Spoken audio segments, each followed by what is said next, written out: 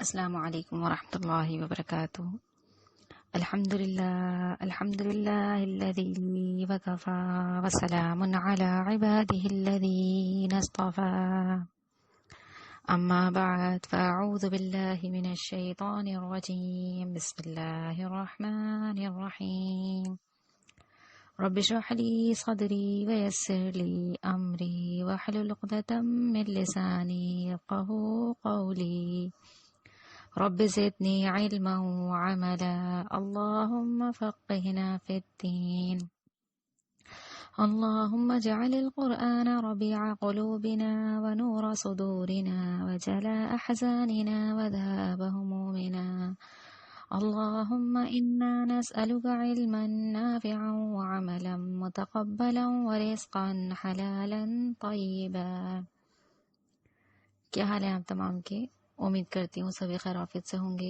آج کی کلاس میں ہم انشاءاللہ سورہ مائدہ کی آیت نمبر 49 سے 53 تک کا سبق پڑھیں گے۔ تو ترجمہ کرتے ہیں اللہ کی بابرکت نام کے ساتھ۔ بسم اللہ الرحمن الرحیم۔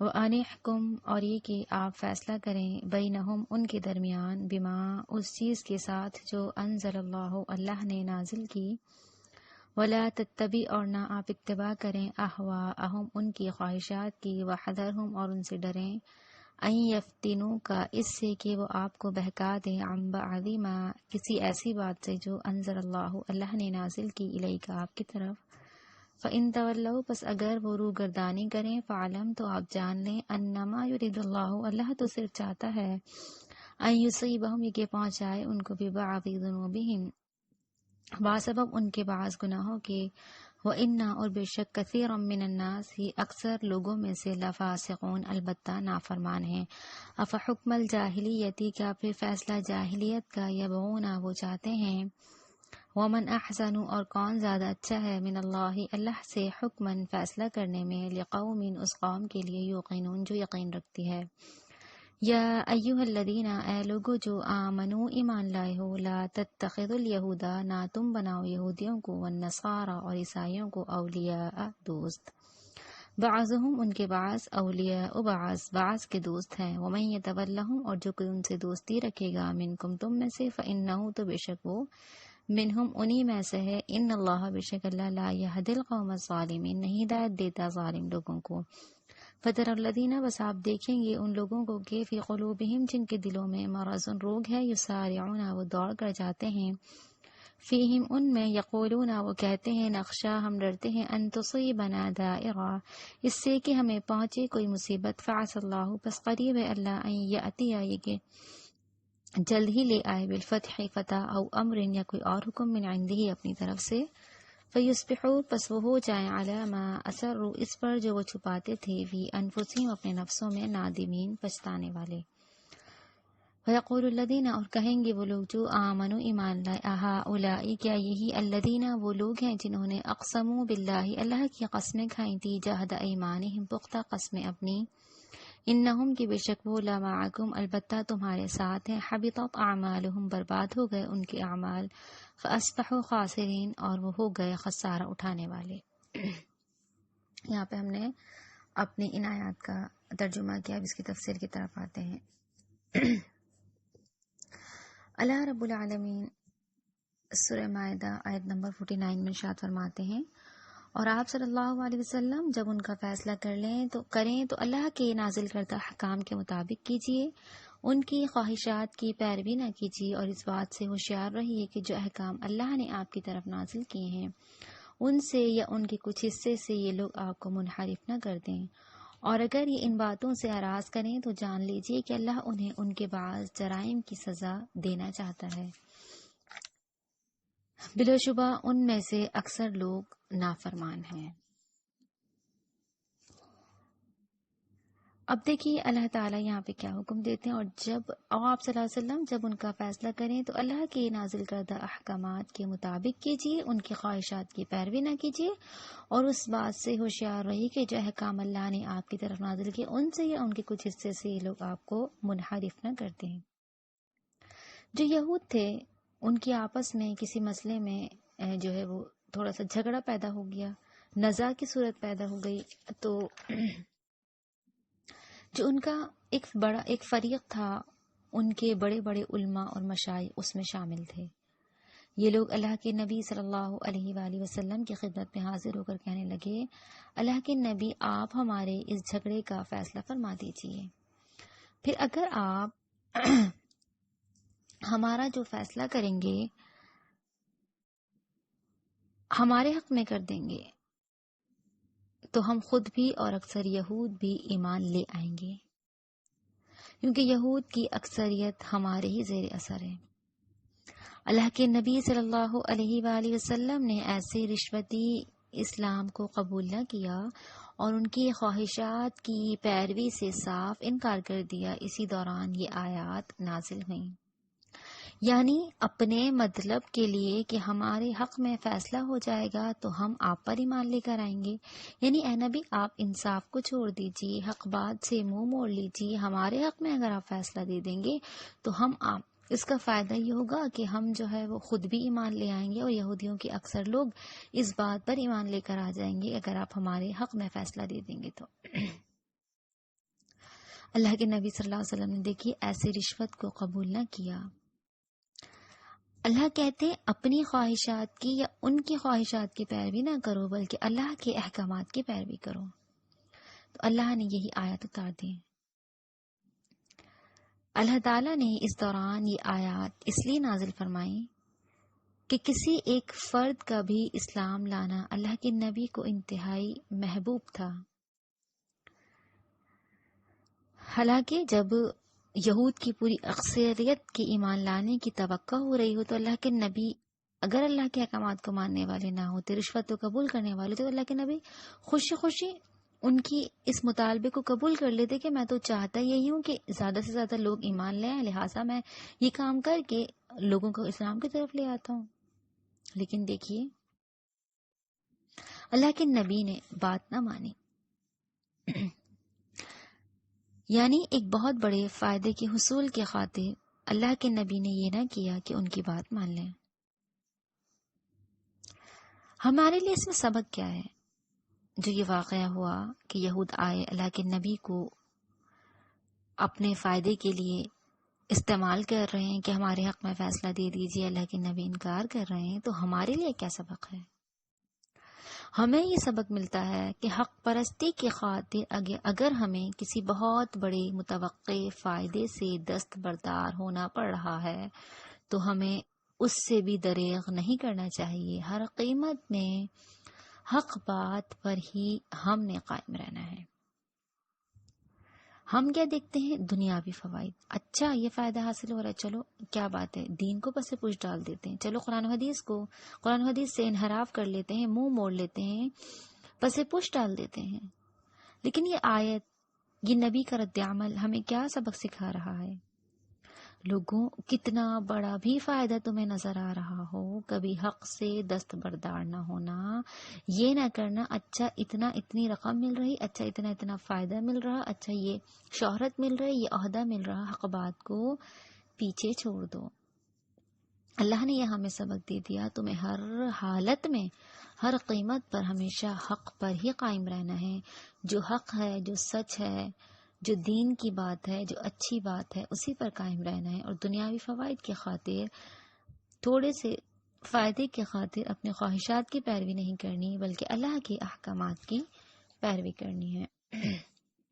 تو اللہ یہ کہتے ہیں، اور اگر یہ ان باتوں سے اعراض کریں تو جان لیجیے کہ اللہ انہیں ان کے بعض جرائم کی سزا دینا چاہتا ہے، بلا شبہ ان میں سے اکثر لوگ نافرمانی ہیں۔ یعنی اللہ نے کہا نبی اگر آپ ان کا مطالبہ نہیں مان رہے اور یہ آپ سے منحرف ہو رہے ہیں، اعراض کر رہے ہیں، تو اے نبی آپ پریشان نہ ہوئیے۔ یہ جو جرم کریں گے اللہ ان کو جانتے ہیں، اللہ ان کے اعمال کو جان رہے ہیں، جس غرض سے وہ جرم کر رہے ہیں اللہ سبھی چیزوں سے باخبر ہیں۔ اللہ کہتے ہیں ان میں سے اکثر لوگ ہیں ہی نافرمان۔ آگے فرمائیں، کیا یہ لوگ جاہلیت کا فیصلہ چاہتے ہیں؟ حالانکہ یقین کرنے والوں کے نزدیک اللہ سے بہتر فیصلہ کرنے والا کوئی نہیں ہو سکتا ہے۔ اللہ نے کیا بتایا؟ کہ یہ لوگ جاہلیت کا فیصلہ کرتے ہیں، یعنی قرآن اور اسلام، قرآن و سنت اسلام، یہ تو ہدایت روشن چراغ ہے، سراسر روشنی ہے۔ اس کے علاوہ اگر ہم روشنی اور ہدایت یعنی اسلام کو چھوڑ دیں گے تو باقی تمام چیزیں جاہلیت ہی جہالیت ہیں۔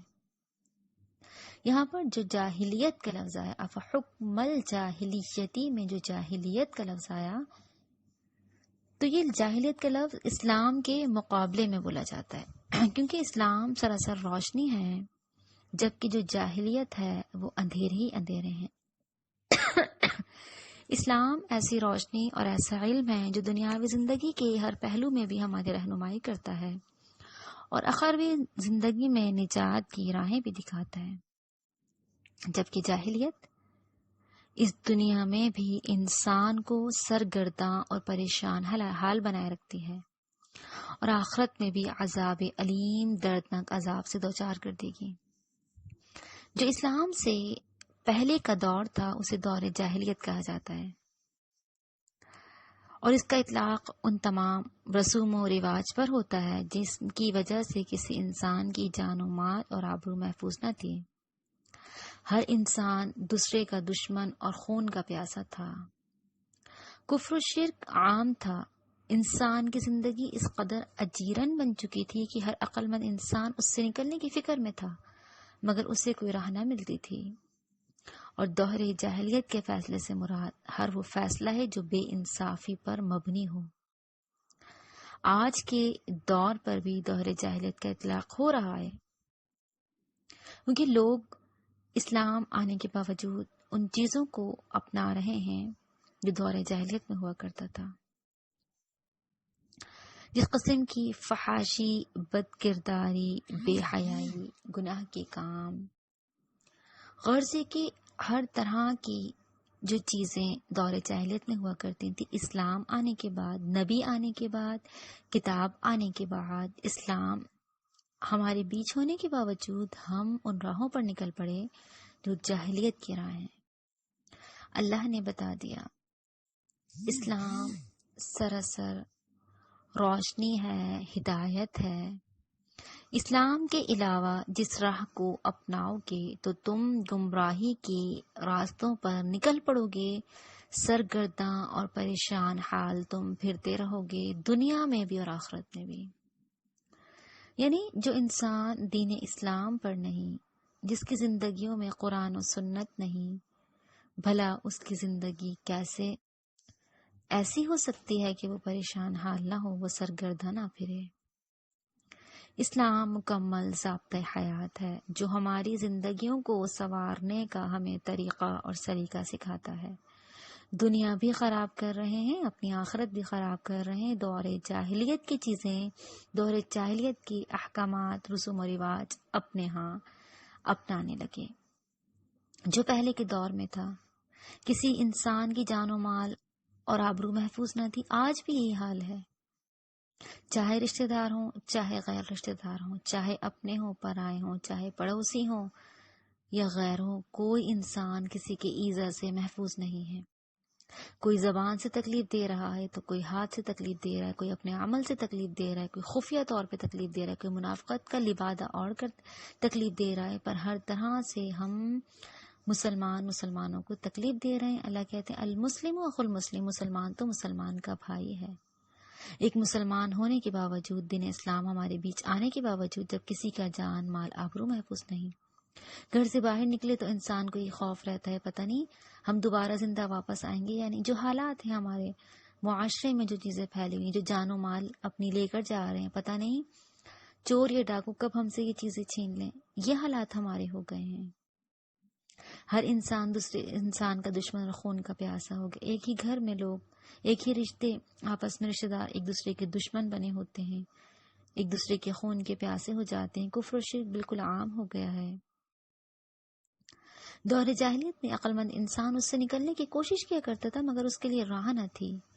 اللہ نے اسلام کی راہ کھول دی۔ اللہ نے بتا دیا کہ دیکھو اس راہ پہ تم چل پڑو گے تو ان تمام فکروں سے آزاد ہو جاؤ گے۔ دور جاہلیت کے فیصلے سے مراد ہر وہ فیصلہ جو بے انصافی پر مبنی ہے، جہاں انصاف نہیں ہوتا۔ لہذا ہم نے یہ کوشش کرنی ہے، ہم نے یہ دیکھنا ہے کہ ہم کون سے راستے پر چل رہے ہیں، دور جاہلیت کے راستوں پر نکل پڑے ہیں یا اسلام کی راہوں پر چل رہے ہیں۔ اللہ فرماتے ہیں ایک مقام پہ، تیرے اس فیصلے سے جو اللہ نے تجھ پر نازل کیا ہے یہ اعراض کرتے ہیں اور پیٹھ پھیرتے ہیں اور جاہلیت کے طریقوں کے متلاشی ہیں۔ دین اسلام کے متلاشی نہیں، جاہلیت، دور جاہلیت میں جو ہوا کرتا تھا یہ اس طرف جا رہے ہیں۔ لیکن آج افسوس ہم عوام پر بھی، ہمارے حکمرانوں کے لیے بھی کہنے کو مسلمان ہیں پر لمحہ فکریہ ہے ہمارے لیے کہ اسلامی ملکوں میں اسلامی تعلیمات کے بجائے جاہلیت کی چیزیں، رسوم و رواج، بے حیائی، بے پردگی، گناہ کے کام، ان کو فروغ دیا جا رہا ہے۔ حالانکہ اسلامی مملکت ہے، یہ اسلامی ملک ہے، اس میں تو اسلام نافذ ہونا چاہیے، اسلامی احکامات نافذ ہونے چاہیے۔ جہاں ہمارے گناہ ہیں، جہاں ہمارا قصور ہے وہاں ہماری پکڑ ہوگی، جہاں ہمارے حکمرانوں کا قصور ہے وہاں ان کی پکڑ ہوگی۔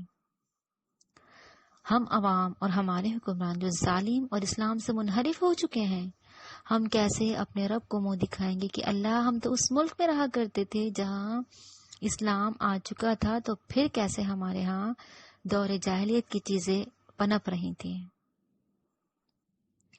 جو لوگ دور جاہلیت میں جی رہے ہیں انہیں لگتا ہے اللہ کے ہاں بعث پرس کا یقین نہیں ہے، انہیں یہ یقین نہیں ہے کہ ہمیں اللہ کے پاس جانا ہے، اللہ کو منہ دکھانا ہے۔ اللہ کہتے ہیں یقین رکھنے والے لوگوں کے لیے اللہ تعالیٰ سے بہتر فیصلے اور حکم کرنے والا کون ہو سکتا ہے؟ جو یقین رکھتے ہیں وہی اللہ کے بہتر فیصلوں پر عمل درآمد ہوتے ہیں۔ ایک حدیث آتی ہے صحیح بخاری کتاب الدیات کی، اللہ کو سب سے زیادہ ناپسندیدہ شخص وہ ہے جو اسلام میں جاہلیت کے طریقے کا متلاشی ہو اور جو ناحق کسی کا خون بہانے کا طالب ہو۔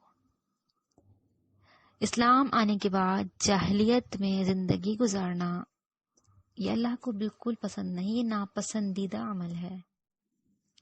یہاں پر اسلام اور جاہلیت کا تقابل کیا جا رہا ہے، مقابلہ کیا جا رہا ہے کہ دیکھو دین اسلام اور جاہلیت بالکل الگ الگ چیزیں، ایک دوسرے کی ضد ہیں۔ جب اسلام آ گیا، جب تمہارے بیچ انبیاء کرام آ گئے، دین لے آئے، قرآن آ گیا، تو تمہیں اس پر عمل کرنا ہے، نہ کہ دور جاہلیت کی طرح کی چیزیں اپنی زندگیوں میں شامل کر کے فحاشی، بے حیائی، بد کرداری اور بہت سے گناہ تم کیے جا رہے ہو۔ اللہ تعالی ہم تمام کو دین اسلام پر چلنے والا بنا دے اور صحیح طور پر ہمیں جو دین اسلام کی تعلیمات ہیں اس پر عمل کرنے والا بنائے۔ آگے بڑھتے ہیں۔ اے ایمان والو، یہودیوں اور عیسائیوں کو اپنا دوست نہ بناؤ، یہ سب ایک دوسرے کے دوست ہیں، اگر تم میں سے کسی نے ان کو دوست بنایا تو وہ بھی انہی میں سے ہیں، یقیناً اللہ ظالموں کو ہدایت نہیں دیتا۔ اللہ رب العالمین اس آیت میں ایمان والوں کو کس بات سے منع فرما رہے ہیں؟ یہودیوں اور عیسائیوں کو اپنا دوست نہ بناؤ۔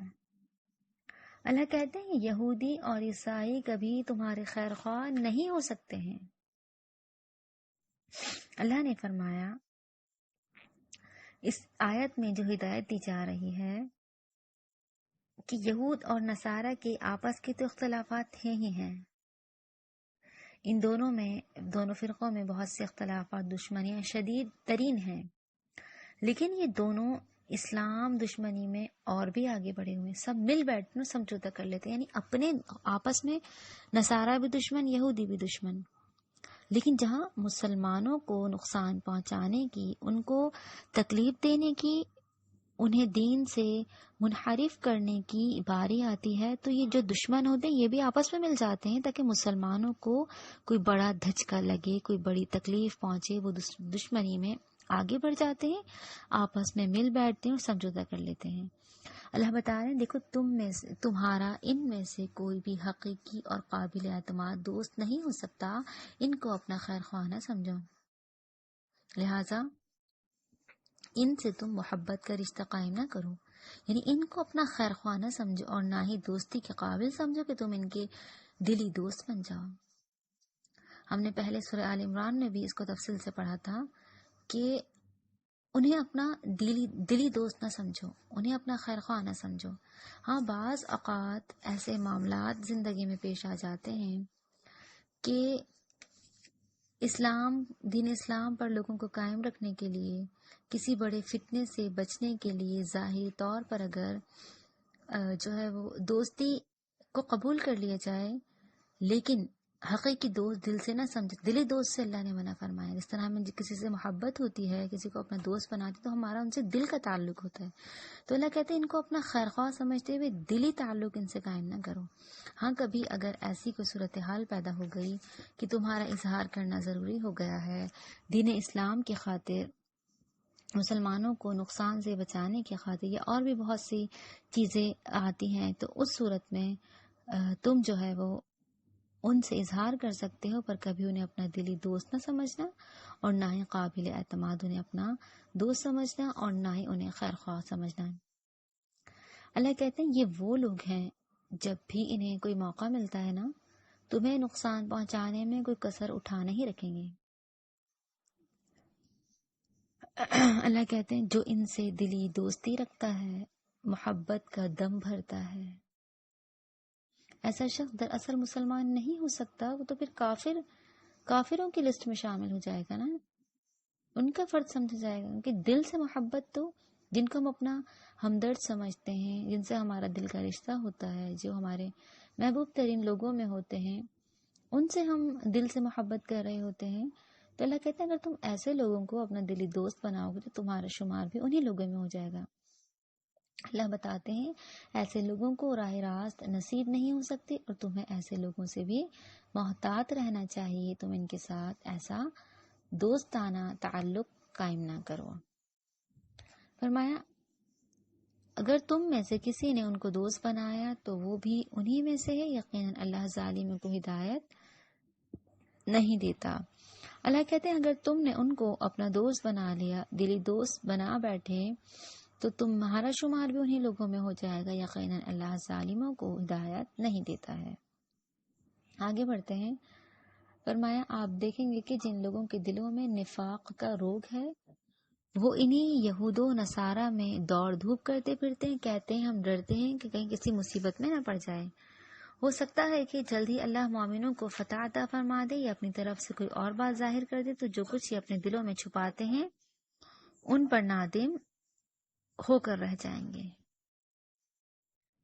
اللہ کہتے ہیں کہ یہود و نصارہ سے دلی دوستی رکھنے والے منافقین تھے، جو بظاہر مسلمان تھے مگر ان کی دلی ہمدردیاں اور یہود و نصارہ کفاری کے ساتھ تھیں۔ بظاہر مسلمان ہونے کا دعویٰ کرتے منافقت میں، اور یہود و نصارہ کے دل سے دوست ہوتے ہیں۔ جنگ احد کے بعد بھی ان کی ہمدردیوں میں کچھ اضافہ بھی ہو گیا تھا۔ جنگ بدر کے بعد اگرچہ اسلام ایک قوت بن چکا تھا، تاہم اسلام کو حقیقتاً غلبہ فتح مکہ کے بعد ہی حاصل ہوا تھا۔ اس درمیانی عرصے میں اسلام یا کفر میں سے کسی کے متعلق بھی حتمی طور پر کچھ نہیں کہا جا سکتا تھا کہ ان میں سے کون سی قوت غالب ہوگی اور کون سی مغلوب۔ اب ظاہری صورتحال یہ تھی کہ یہود و نصارہ دونوں مسلمانوں کی نسبت بہت زیادہ مالدار تھے۔ عرب کے سرسبز و شاداب خطے بھی انہی کے قبضے میں تھے۔ یہودی سودی کاروبار بھی کرتے تھے، اس لحاظ سے بھی لوگ ان کے محتاج تھے۔ غرض عرب کی معیشت پر دراصل یہی یہود و نصارہ ہی چھائے ہوئے تھے۔ ان حالات میں منافق کی سوچتے تھے کہ اگر مسلمان ہار گئے تو ہم تو کہیں کے نہ رہیں گے، لہٰذا وہ ان سے دوستی کرنا، دوستانہ مراسم رکھنا، خفیہ طور پر اسلام دشمن سازشوں میں ان کا ساتھ دینا، جنگ کے دوران ان سے مسلمانوں کے خلاف خفیہ معاہدے کرنا، یہ سب ان کے خیال کے مطابق ان کی انتہائی اہم ضرورتیں تھیں۔ پھر دوسری طرف یہ بھی خطرہ تھا کہ کہیں اسلام ہی غالب نہ آ جائے، لہٰذا بظاہر مسلمانوں کی جماعت میں شامل رہتے اور نماز ادا کرتے۔ انہی کے متعلق اللہ نے فرمایا کہ یہ منافقین بھی حقیقتاً مسلمان نہیں بلکہ یہود و نصارہ ہی ہیں۔ آگے اللہ کہتے ہیں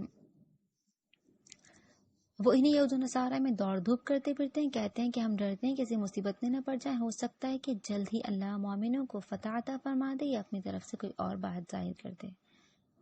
اب فرمایا کہ قرآن مجید میں اکثر مقامات پر جہاں الفتح لفظ آیا، جو بالفتح لفظ ہے، تو اس سے مراد فتح مکہ لیا گیا ہے۔ یعنی مشرکین عرب، یہود مدینہ، منافقین نصارہ وغیرہ سبھی سمجھتے تھے کہ عرب میں مسلمانوں اور قریش مکہ میں سے بالغ قوت وہی سمجھی جا سکتی جس کا مکہ اور بیت اللہ پر قبضہ ہو۔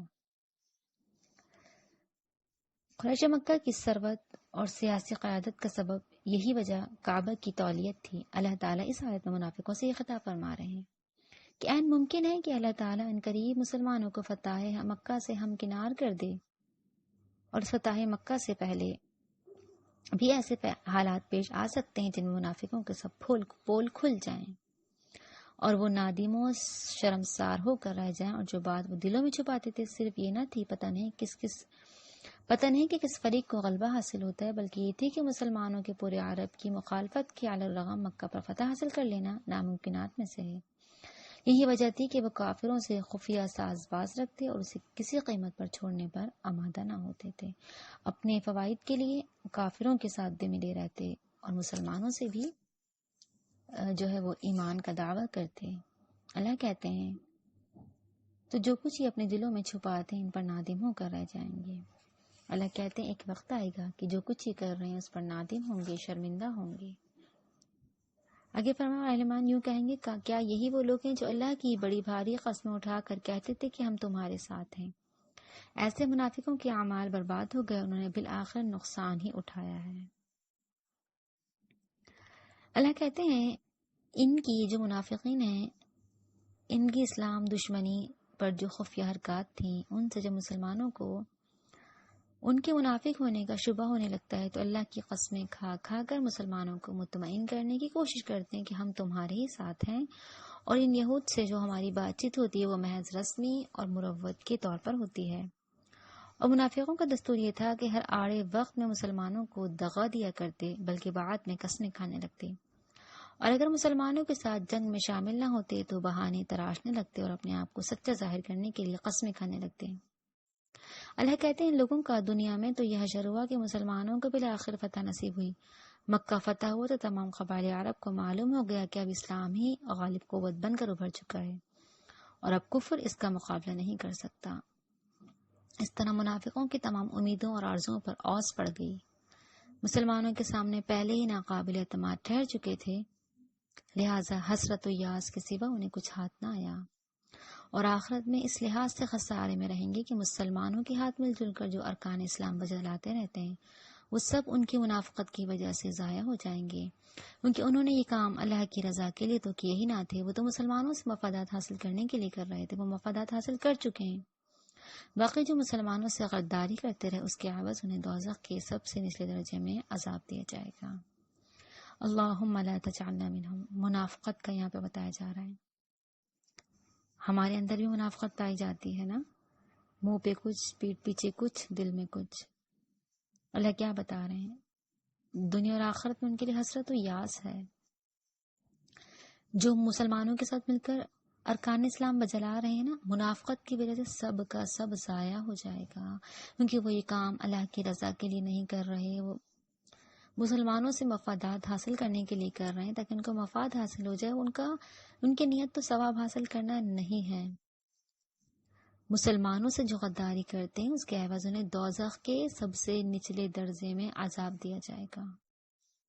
سب سے نچلے طبقے میں ہوں گے منافقین۔ منافقت ایک بہت بڑا گناہ ہے۔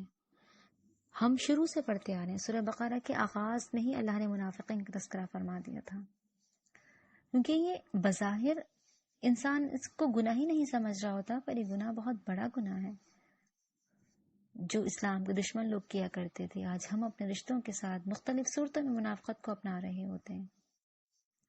اللہ کہتے ہیں تمہارے اعمال برباد ہو جائیں گے، کہ تم اگر کسی کے ساتھ اچھا بھی کر رہے ہو تو تمہاری نیت وہ اچھائی نہیں ہے۔ انما الاعمال بالنیات، اعمال کا دار و مدار نیتوں پر ہے۔ دل میں اگر کوئی فتور آ گیا، کوئی نیت خراب ہو گئی، کوئی غلط سوچ آ گئی، زبان پہ تو اچھے بن رہے ہیں اور پیچھے سے دوسروں پر وار کر رہے ہیں، تو یہ بہت غلط عمل ہے۔